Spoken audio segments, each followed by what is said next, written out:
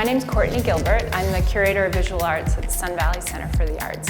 The exhibition that we have up currently is called Urban Lifecycles, and it is a look at the cycles of growth, decay, and then regeneration that American cities have gone through over the last half century or so.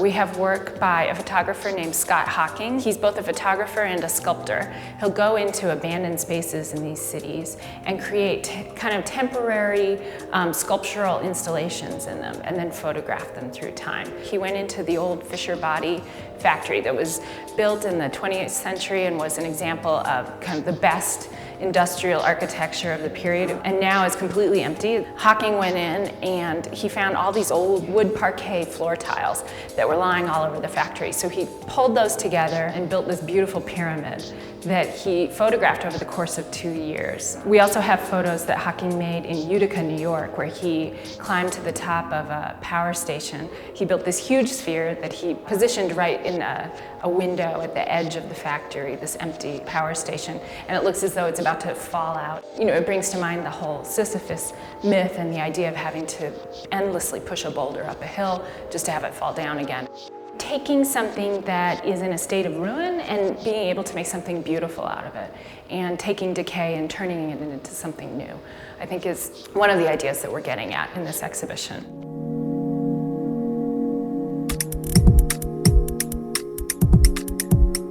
Cope and an architect, Gina Reichert, worked together, where they have started buying up abandoned houses in their neighborhood in Detroit and turning them into different kinds of social spaces or spaces for creativity. They drive around their neighborhood collecting things that people have just tossed out on the street, like mattresses and old chairs and old sofas, and then turn them into totems, these giant sculptures that they install around the city. Cope is also involved in a project called the Detroit Tree of Heaven Woodshop with 2 German artists, and together the 3 of them have formed a network with a lumberyard and with arborists to harvest a tree that flourishes in Detroit. It's called the Tree of Heaven, but sometimes it's referred to as the ghetto palm because it's able to thrive in situations that most plant life can't, growing up in the cracks of sidewalks and in abandoned lots. People in Michigan see it as an invasive species. The Tree of Heaven woodshop has decided to look at it as this really amazing renewable resource. So they've started harvesting it. We've got a bench that they made out of the wood. We have a framed photo of one of the trees. So it's this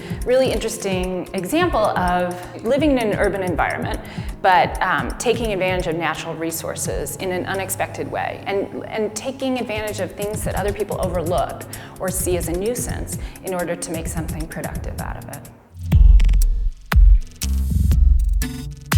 We also have 3 photographs by an internationally known photographer named Andrew Moore on display. He's taken photos in places around the world that have seen kind of booms and then bust cycles.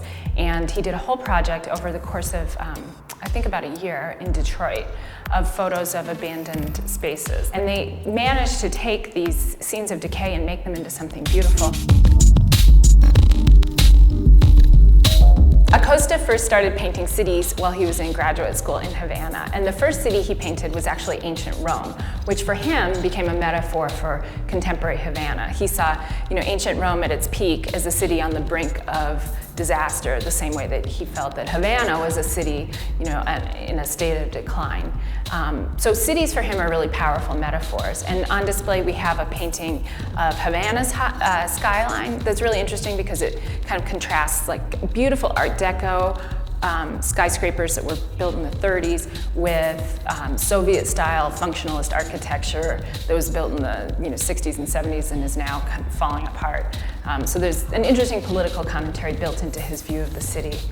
He's also got a great painting of a building under construction in Miami, and there's this tiny little palm tree that pops up on one of the terraces in the painting, and it seems as though nature has started to take over this skyscraper already before it's finished.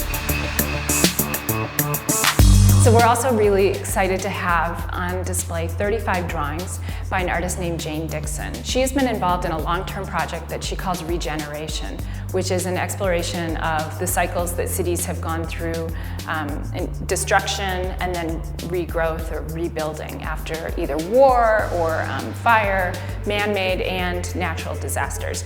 And in each of these cities, she's gone to the highest point and made photographs of the landscape below her. And then later in her studio, she made very textural, almost three-dimensional paintings, and then made rubbed drawings of the paintings. In the end, she destroyed the paintings. So she's built in this whole idea of destruction and then regeneration into her process.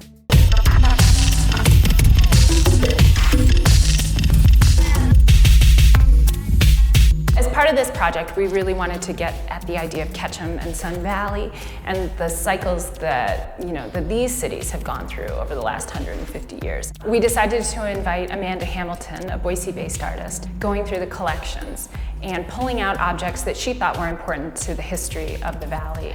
She pulled 4 dioramas out of these collections: Native American summer camp, mining scene, the Union Pacific Railroad line from Shoshone to Sun Valley, the roundhouse, and then she ended it with a diorama that we have of our future home. So it kind of tells a story both of the area's past and its present, and its future. We're open 9 to 5 Monday through Friday, on Saturdays in March from 11 to 5. The center in Haley is located at the corner of 2nd Avenue and Pine Street, and it's open Wednesday through Friday from 2 p.m. to 6 p.m.